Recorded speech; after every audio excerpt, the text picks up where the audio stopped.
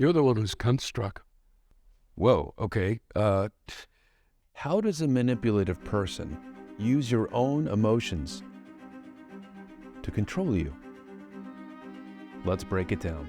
Most of us avoid causing someone to feel guilt and shame, but manipulators actually like to discover what triggers you emotionally, because if they can trigger your emotions, you're much easier to manage. Today we're going to look at an example, a scene from the show Succession, where you'll see how Logan Roy deliberately triggers guilt and shame in his son Ken in order to make him easier to control. We're going to start with a moment where Ken is trying to caution his father about something he's doing. He's sleeping with the future company's CEO, and it's a difficult topic to bring up.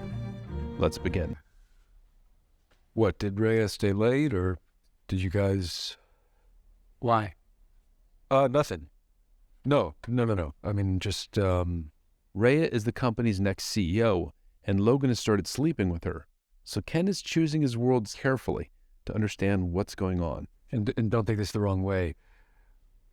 Like, are you sure this thing with Rhea is a good idea? It feels like, it feels like she could be playing you. I can take care of myself. Sure. I know you can take care of yourself, and, your business is your business.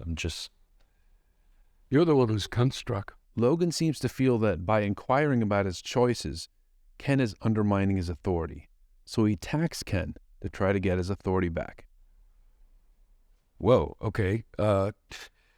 No, I'm just, it's just maybe not a good look. It's the old, not the old fool, but that's what I'm saying. I'm saying that's how she could make you seem. Just being honest. I appreciate it. He does not appreciate it.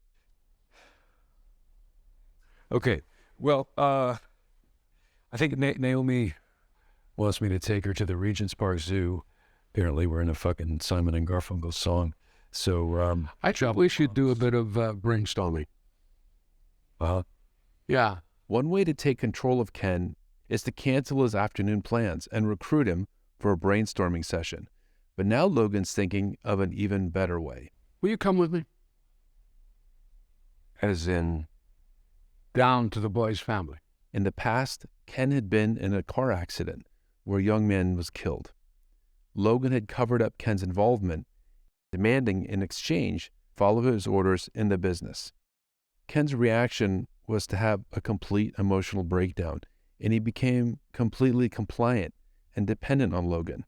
Logan is deliberately overwhelming Ken with his own feelings of guilt and shame, and watch what this does to Ken. Right. I mean, yeah. Yeah.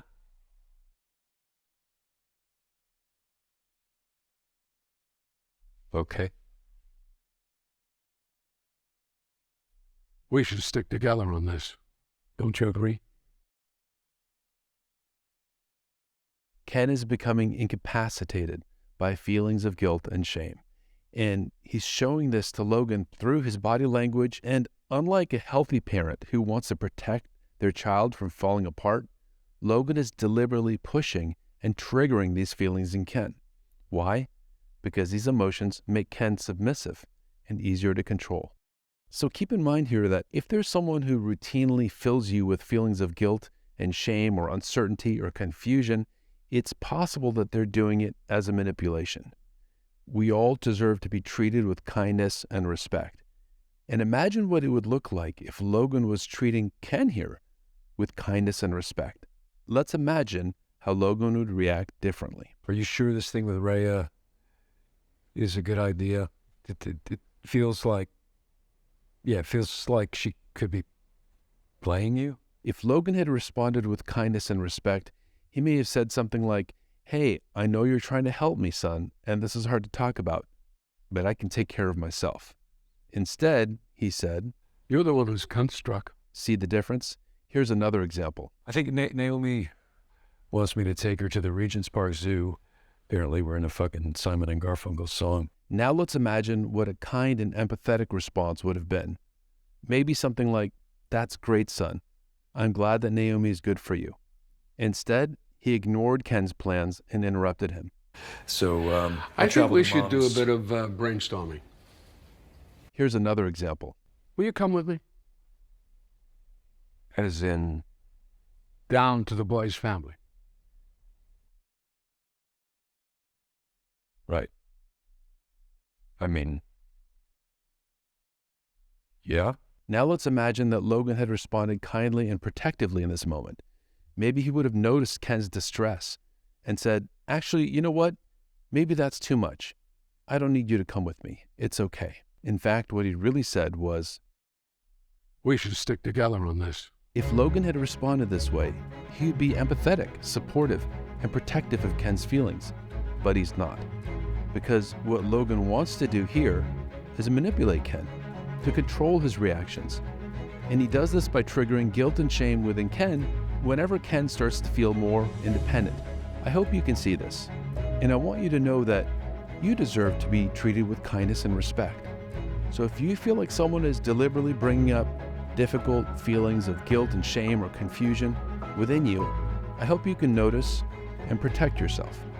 And I hope you'll join our study group, where we're learning to recognize manipulative behaviors so that you can protect yourself.